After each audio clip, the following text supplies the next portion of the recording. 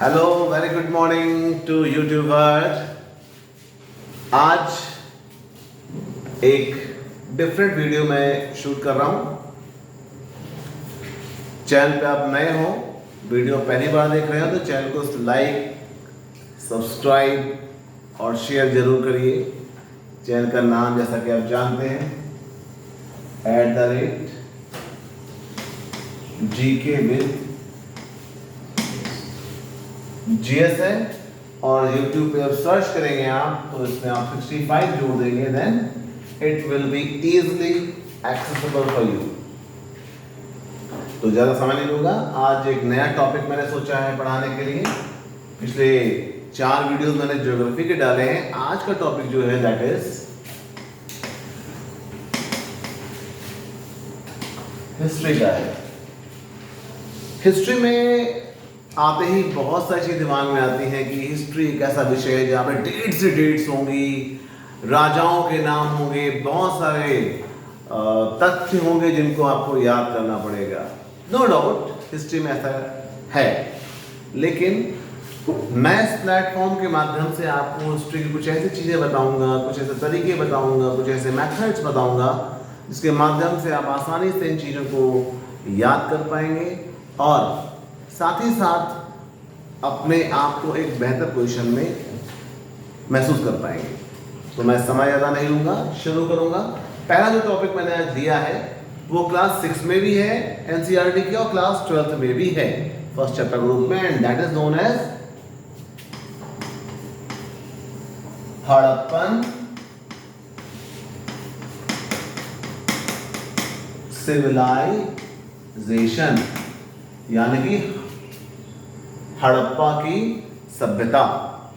बहुत important topic है, बच्चा छठी में भी पढ़ता है, 12वीं बोर्ड एग्जाम में भी बच्चा ये टॉपिक पढ़ करके और क्लास 12 के एग्जाम्स में अपीयर होता है। प्लस अगर हम बात करें तो हड़प्पा सिविलाइजेशन से बहुत सारे क्वेश्चंस UPPCS, UPSC और जो डिफरेंट एग्जाम्स आपके आने वाले टाइम में होने वाले हैं, लाइक GIC लेक्चरर या और भी जो IIT ग्रेड के एग्जाम्स हैं, किसी भी कॉम्पिटिशन की बात करो तो कुछ क्वेश्चंस यहाँ से हमें अक्सर देखने को मिलते हैं। तो उन क्वेश्चंस में जाने से पहले ये बेसिक वीडियो है जिस पे मैं आपसे बात करने जा रहा हूँ। सबसे पहले देखते हैं कि हड़प्पन सिविलाइजेशन को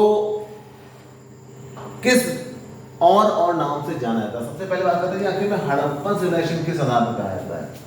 एक्चुअली में भारत में जो पहली साइट डिस्कवर हुई इस सिविलाइजेशन की वो थी हड़प्पा में। तो जनरली हिस्ट्री में एक तरीका यूज करते हैं किसी भी साइट के लिए कि जब कोई नई सिविलाइजेशन या नई खोज होती है तो उसके नाम पर उसका नाम रख दिया जाता है। तो मैं आपको मैप बना के दिखाता हूँ कि हड़प्पा किस जगह पर है। ये इंडिया का मैप जो मैंने आपको बनाना सिखाया था, ये आजकल का इंडिया है और ये पाकिस्तान का हिस्सा, ठीक है। तो हम अगर जो देखें हड़प्पा सभ्यता के मुख्य स्थल हड़प्पा को, तो इस जगह पर एग्जिस्ट करता है Harappa, which was discovered in the year of 1921। मैं आपको कुछ फॉर्मूलाज बताऊंगा यहाँ पे, कैसे आप केवल फॉर्मूलाज फिजिक्स और केमिस्ट्री में नहीं होते, that you can device formulas in history also.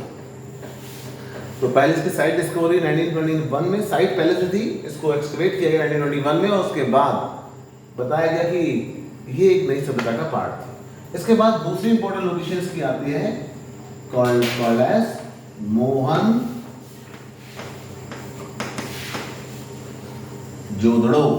Mohan जोदड़ो, ध्यान रखिएगा कि जितनी भी साइट्स मिली हैं, यहाँ से मैंने कल आपको बताया था रिवर फ्लो करती है, इंडस रिवर ऐसे JNK में होते हुए, लद्दाख होते हुए, फिर POK चली जाती है, फिर वहां से होते हुए आगे निकल जाती है। और जो मोहनजोदड़ो है वो बिल्कुल इंडस रिवर के किनारे स्थित है, इंडस, ठीक है, इंडस के किनारे। हड़प्पा इंडस के किनारे नहीं, हड़प्पा किस किनारे है? एक नदी है, एक सहायक नदी है जो सिंध में जाके मिल जाती है, called as Ravi river. I repeat, Ravi river. तो ये नाम ध्यान रखिएगा कि जो इंडस वैली सिविलाइजेशन के 2 महत्वपूर्ण शहर हैं, बहुत पूछा जाता है इनकी खोज कब हुई 1921 में हड़प्पा और 1922 में मोहनजोदड़ो।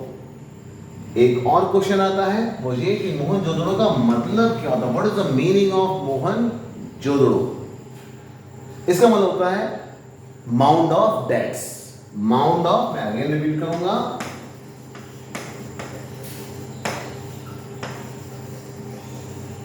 माउंड ऑफ डेट्स यानी कि मृतकों का टीला। यहां पर बहुत सारे स्केलेटन्स मिले हैं। जब उसकी खुदाई हुई तो उसी के आधार पर इसका नाम मोहनजोदड़ो रखा गया है। इस पर एक मूवी भी बनी है, ऋतिक रोशन ने उसमें रोल प्ले किया है एज अ मेन एक्टर के रूप में। आप कभी देख सकते हैं उस मूवी को, तो आप जान पाएंगे मोहनजोदड़ो शहर कैसा था और फिर फाइनली उसका डिक्लाइन, वो कौन सा नेचुरल कैलामिटी थी जिसके कारण वो डिक्लाइन कर गया। मूवी जरूर देखिएगा और कमेंट सेक्शन में बताइएगा कि वो मूवी आपको कैसी लगी और उसमें उससे आपने क्या नई चीजें सीखी। तो वापस आते हैं टॉपिक पर। मैंने आपसे बात की कि हड़प्पा जो है वो रावी नदी के किनारे है और इंडस के किनारे कौन सा शहर है, मोहनजोदड़ो। कॉम्पिटिशन में बहुत आता है कब उनका एक्सप्लेनेशन क्या किया जाता है और मोहनजोदड़ो का मतलब क्या है। ये कुछ क्वेश्चन जो अक्सर क्वेश्चंस के रूप में एग्जाम में पूछे जाते हैं।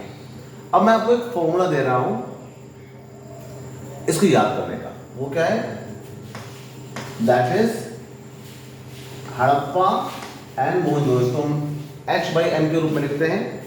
हड़प्पा की खोज हुई 1921 में, इसकी खोज हुई 1922 में।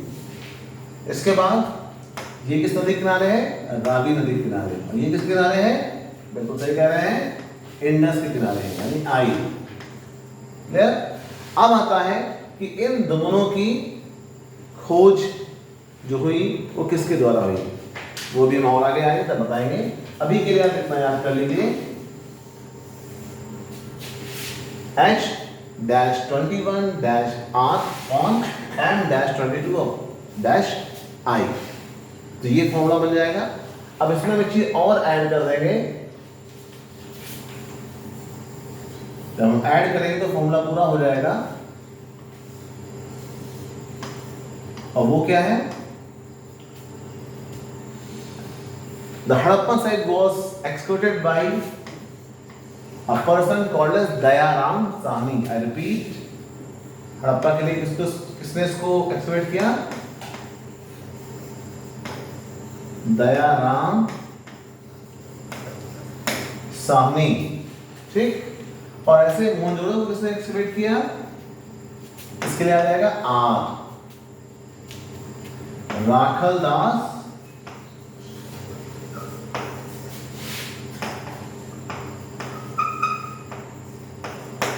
बैनर्जी। फिर से मैं रिपीट कर रहा हूं, Dayaram Sahni excavated Harappan main site Harappa and Rakhaldas Banerjee excavated Mohenjodaro. अब ये फॉर्मूला थोड़ा जिगजैग सा बन गया है, आपको लग रहा होगा ये क्या हो गया। इसको हम रीसाइज करते हैं, रीशेप करते हैं। तो ऐसे लिख सकते हैं इसको, HD/MR। कोई दिक्कत नहीं ना, ओके। -21-22 और -R-I। ये बन गया भाई हमारा फाइनल फॉर्मूला।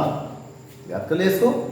और बहुत सारे क्वेश्चन जो कंपटीशन में आएंगे इन्हीं से आएंगे, आप आसानी से ये फॉर्मूला याद करके रखिए, आसानी से सॉल्यूशन आप निकाल लेंगे। कैसे याद करना है, आप सभी हाई डेफिनेशन से परिचित हैं। हाई डेफिनेशन तो HD हो गया, H for Harappa, D for Dayaram Sahni, और MR आप सभी जानते हैं। MR आपके जाने वाले बहुत सारे लोग MR होंगे, मेडिकल रिप्रेजेंटेटिव।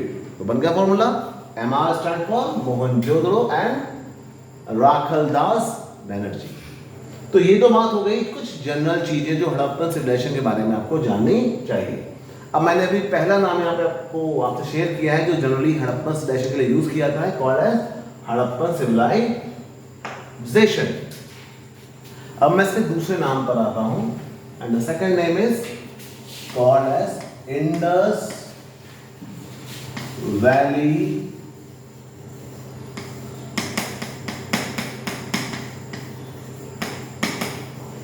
सिविलाइजेशन।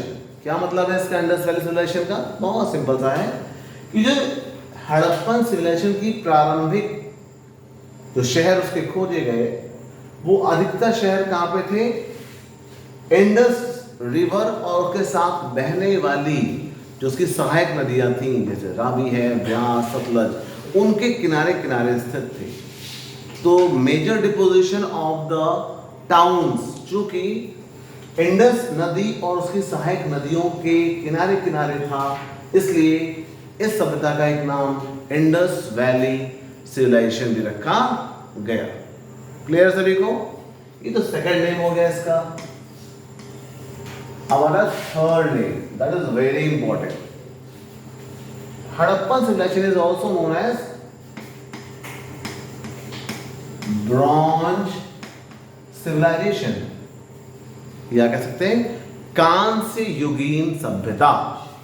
क्या थी कांस्य युगीन सभ्यता? देख लेते हैं, चेक कर लेते हैं इसको। कोई बता सकता है कि पहला मेटल वो कौन सा था जिसका उपयोग मनुष्य ने अपने जीवन में किया? कोई बता सकता है? anyone? बिल्कुल सही कह रहे हैं, कॉल्ड एज तांबा। ये क्वेश्चन बहुत पूछा जाता है कि वो पहली धातु कौन सी थी जिसका उपयोग मनुष्य के द्वारा अपने जीवन में किया गया? हाँ, तांबा। तो इन्होंने क्या किया? तांबा तो पहले से यूज हो रहा था, इन्होंने देखा कि तांबे की जो बनने वाली चीजें थी वो टूट जाया करती थी, इजिली ब्रेक हो जाया करती थी। तो इन्होंने क्या किया? इन्होंने उसमें एक चीज मिलाया एंड कॉल्ड एज, उसको हिंदी में बोलते हैं रांगा। क्या बोलते हैं? रांगा। क्या बन गया? कांसा। क्या बन गया? कांसा। ठीक, कांसा एक मिश्र धातु है। आपने केमिस्ट्री में हो सकता है पढ़ा एलॉय। एलॉय क्या होता है? जब दो या दो से ज्यादा चीजों को मिला करके कुछ नई चीज बनाई जाती है, then that is called as alloy या मिश्र धातु। तो कांसा क्या है? कांसा है एक मिश्र धातु जो तांबा और रांगा। अगर इसको इंग्लिश में बात करें तो क्या कहेंगे? बताइए आप लोग, क्या कहेंगे इसको? इंग्लिश में बात करें तो क्या कहेंगे? कॉपर, तांबा और रांगा को तांबा को कहेंगे कॉपर, कॉपर और रांगा को टिन कहेंगे। टिन। वेरी गुड, बहुत अच्छा। Copper plus tin, bronze. और क्या बन गया? ब्रॉन्ज। तो हमें हड़प्पन सभ्यता से बहुत बड़ी संख्या में ऐसे टूल्स मिले हैं, आर्टिफैक्ट्स मिले हैं जो ब्रॉन्ज से निर्मित थे। तो इसलिए इस सभ्यता का एक नाम क्या रखा गया है? Bronze civilization. ठीक, ध्यान रखिएगा, तांबा पहली धातु थी जिसका उपयोग मनुष्य के द्वारा किया गया था। और हम देखते हैं ये ब्रॉन्ज का उपयोग हड़प्पा सभ्यता को बाकी सभ्यताओं से बहुत आगे लेकर के गया। ठीक, आगे बढ़ते हैं। इसके बाद हम लोग इसका नेक्स्ट नेम आता है, फोर्थ नेम भी है इसका एक। चौथा नाम अगर हम बात करें तो इसको बोलते हैं फर्स्ट अर्बनाइज्ड सिविलाइजेशन। क्या मतलब इसका? अर्बनाइज्ड का मतलब क्या होता है? बता सकता है कोई?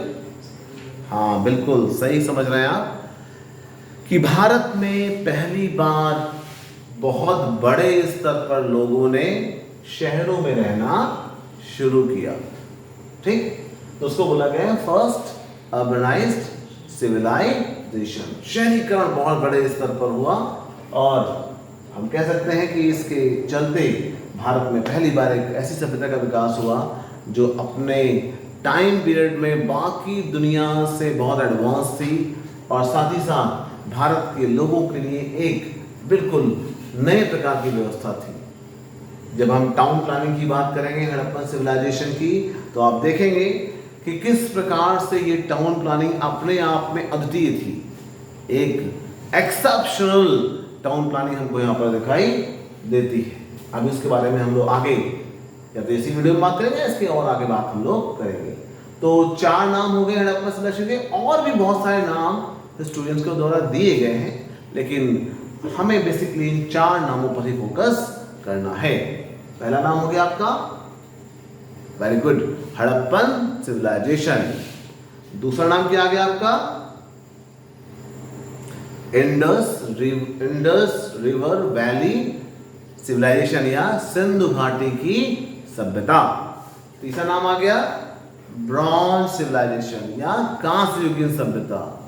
और चौथा नाम क्या आ गया आपका?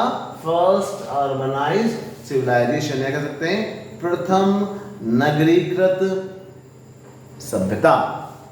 तो ये बहुत ही इंपॉर्टेंट एक टॉपिक है। अब इस टॉपिक का जो सबसे इंपॉर्टेंट सेक्शन है जो आपको जानना चाहिए, समझना चाहिए, उसके बारे में हम लोग बात करेंगे। और वो टॉपिक है the town planning of Harappan civilization. It's a very crucial topic. आप कहीं भी चले जाइए, किसी भी कंपटीशन में जाइए, ये चीज टॉपिक आप छोड़ नहीं सकते हैं और इसके बिना आप आगे बढ़ नहीं सकते। तो हम बात करेंगे आज town planning of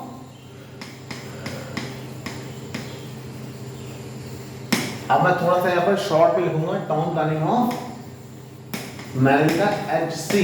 HC stand for, बिल्कुल सही कह रहे हैं, हड़प्पन सिविलाइजेशन। ठीक, तो हम टाउन प्लानिंग की बात करने जा रहे हैं या नगर नियोजन की बात करने जा रहे हैं। हिंदी में बात करें नगर नियोजन। तो हड़प्पन सभ्यता के जो टाउन्स जिनका जो समय के साथ जमीन की नीचे दब गए थे, टीले के रूप में कन्वर्ट हो गए थे, जब उनकी खुदाई हुई तो ये फीचर हमको हर जगह कॉमन ही मिलते हैं। कौन से फीचर्स हैं देख लेते हैं। पहला, सबसे पहला फीचर है कि हमें जो शहर है हड़प्पन टाउन्स के, वो शहर हमें हमेशा दो भागों में विभाजित मिलते हैं। Town divided into two parts. ठीक, पहला वेस्टर्न डायरेक्शन में होता है स्मॉल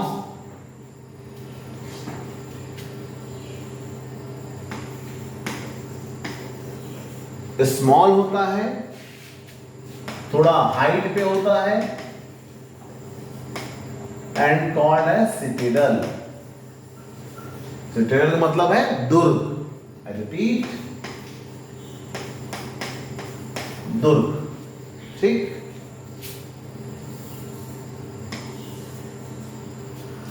दूसरा जो होता है that is in eastern section,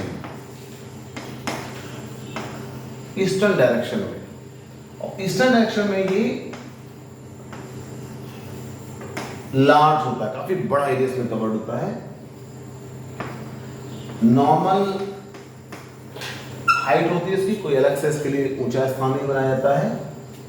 and this settlement is called as lower town, called as lower town, या ऐसे हिंदी में कहेंगे निचला शहर। जितने भी हमें हड़प्पन टाउन्स मिले सब जगह पर हमको ऐसी ही डिवीजन देखने को मिलता है। अब जो बच्चे तैयारी कर रहे हैं या जो एग्जाम देंगे, क्लास 12 बोर्ड एग्जाम देंगे, वो इस चीज को लिख तो देंगे, इसको विजुलाइज कराने के लिए एग्जामिनर को क्या करना पड़ेगा? या तो make like such cross section, एक 90 डिग्री की क्रॉस सेक्शन लाइन बनाइए। इधर दिखा दिया आपका सिटेडल और इधर दिखा दिया लोअर टाउन, दिखा दी। समझ में आ जाएगा, एग्जामिनर ये देखते ही समझ जाएगा कि आप क्या कहना चाहते हो। उसको ये सब चीज देखने की आवश्यकता उतनी नहीं पड़ेगी। क्लियर है पॉइंट? पहला पॉइंट, हड़प्पन टाउन्स ऑलवेज वर इन टू पार्ट्स। वेस्टर्न डायरेक्शन में जो था और ईस्टर्न डायरेक्शन में था। वेस्टर्न डायरेक्शन वाला स्मॉल होता था, हाइट पे होता था, उसको सिटेडल के नाम से जानते थे, दुर्ग उसको हिंदी में कहते हैं। Eastern town, eastern area large होता था, नॉर्मल इन हाइट, और उसको क्या नाम दिया गया था? Lower town. ये पहला इंपॉर्टेंट फीचर है। ठीक, अब हम दूसरे पॉइंट पे आते हैं, सेकंड पॉइंट। अगर हम बात करें तो हड़प्पा में जिन लोगों ने नगर बसाने में अपनी भूमिका निभाई, तो वहां पहले घर नहीं बनाए गए, पहले वहां पर रोड्स बनाई गई। ठीक, तो हमें जो रोड्स हैं, रोड्स के बारे में स्पेशल फीचर क्या है कि जितनी भी रोड्स हैं वो एक दूसरे को 90 डिग्री पे कट करती है। It's a very important thing. आज जैसे आप आज के इंडिया के एडवांस सिटीज देखते हैं, चाहे चंडीगढ़ हो, चाहे जो नए नए शहर बन रहे हैं, उन सब में इस पैटर्न को फॉलो किया जा रहा है। कि रोड शो 90 डिग्री पे कट कर, सिमेट्रीज लगे ऊपर देखने में। तो ये चीज जो हम आज सोच रहे हैं, आज के 100 साल पहले हमने सोचा शुरू किया है, वहां से 4000 साल पहले हड़प्पन सभ्यता के लोग सोच चुके थे और वो इसी आधार पे अपने शहरों का निर्माण भी कर रहे थे। तो अगर जो हम देखें तो ये जो रोड्स का ये सेक्शन होता है, तो ये एक प्रकार से सभ्यता को एक ग्रिड पैटर्न के रूप में दिखाता है। ग्रिड, यहाँ भी इमेज बनेगी। ग्रिड पैटर्न क्या होता है, आपने ट्रांसफार्मर कहीं लगा होता जाकर देखिएगा तो वहाँ ग्रिड्स लगी होती है, सब कुछ आइडेंटिकल सी होती है। तो जो रोड्स हैं वो जब एक दूसरे को इस तरीके से कट करेंगी 90 डिग्री पर, तो ये जो स्ट्रक्चर बनता है, ये जो सिमेट्री बनती है, इसको बोलते हैं ग्रिड। आपने मधुमक्खी की छत्ता देखा है, क्या है, सिमेट्री सी है, ग्रिड जैसा है, ठीक। तो सेकंड पॉइंट क्या है, रोड्स इंटरसेक्ट या एक दूसरे को कट करती हैं 90 डिग्री पर, ऐसे मैंने एंगल बना दिया है। और इसके अलावा it is also form a system, a pattern called as grid pattern. Third thing क्या आती है कि जो रोड्स हैं और जो हाउसेस हैं, roads and houses made up with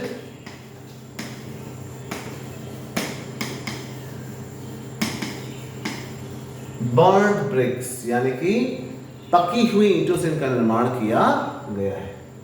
और सबसे खास बात है कि इनका रेशियो है लंबाई, चौड़ाई और ऊंचाई का, वो है 4:2:1। और सबसे खास बात है वो ये कि हड़प्पा सभ्यता में कहीं भी आप चले जाइए आपको ये रेशियो सेम मिलेगा। क्लियर है? किस टाइम में सेम मिलेगा, थोड़ा सा एक पॉइंट मैं आपको रिकॉल करना चाहूंगा। रिकॉल क्या, मैं बताना चाहूंगा कि हड़प्पन सिविलाइजेशन का जो टाइम पीरियड हम पढ़ रहे हैं वो है, जो मोटा मोटा स्टूडेंट्स ने अंदाजा लगाया है, दैट इज 2600 BCE से लेकर के 1900 BCE का टाइम पीरियड है। ये 700 सालों का इतिहास हम पढ़ रहे हैं यहाँ पर। इससे पहले प्री हड़प्पा थी, इसके बाद पोस्ट हड़प्पा थी। तो ये जो रेशियो, सिमिलर रेशियो की बात हम कर रहे हैं, वो 4:2:1 कब था, at the time of mature Harappa. ठीक है, तो रोड्स का फॉर्मेशन और घरों का फॉर्मेशन किससे किया गया है, पकी हुई ईंटों का निर्माण का उपयोग उसमें किया गया है। नेक्स्ट आता है पॉइंट नंबर 4।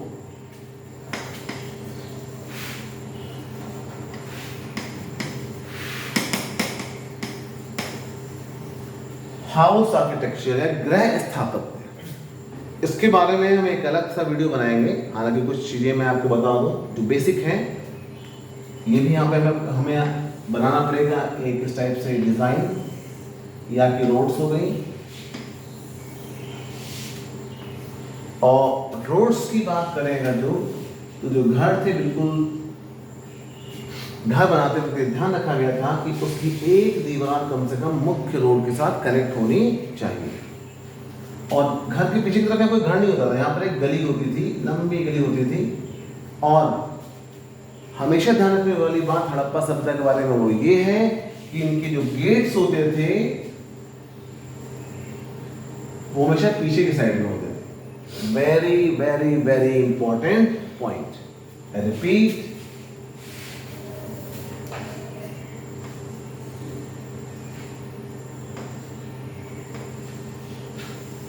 कि जो हड़प्पन टाउन्स थे उनकी घरों की एक दीवार मुख्य सड़क से जुड़ी हुई होती थी। रीजन क्या था आगे बताएंगे। और दूसरा पॉइंट क्या था कि उनका मुख्य प्रवेश द्वार हमेशा फ्रंट में नहीं होता, जैसा आजकल हमारे घरों का होता है, रोड से जुड़ा होता है, वैसा नहीं था, हमेशा पीछे की तरफ था। हाउस आर्किटेक्चर बहुत इंपॉर्टेंट है, इस पर हम सेपरेट वीडियो बना करके डालेंगे। तो 2-3 चीजें ध्यान रखना है। रोड्स इंटरसेक्ट करती थी और रोड से बिल्कुल सटा हुआ घर होता था, और मेन जो एंट्री गेट था वो हमेशा पीछे की साइड से होता था, पीछे की गली से होता था। इस पे हम अलग से वीडियो बनाएंगे। पॉइंट नंबर 5 आता है ड्रेनेज सिस्टम।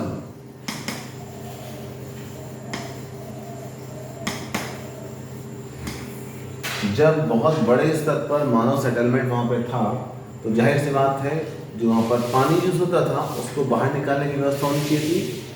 तो एक एडवांस्ड ड्रेनेज सिस्टम की बात कौन करता है?